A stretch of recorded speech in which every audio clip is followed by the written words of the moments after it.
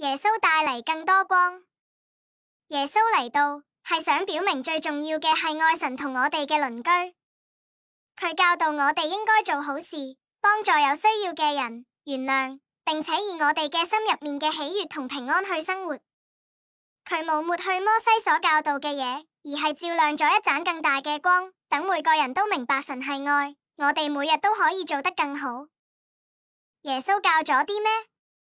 耶穌話最重要嘅係要全心全意咁愛神，同愛自己一樣咁愛別人。佢想大家明白，內心好，比起外表上只係遵守規矩更重要。所以佢解釋所有神嘅律法都可以歸納喺一樣嘢，愛，為所有人。耶穌話上帝嘅律法係針對所有人，唔單止係針對一個群體或者一個人。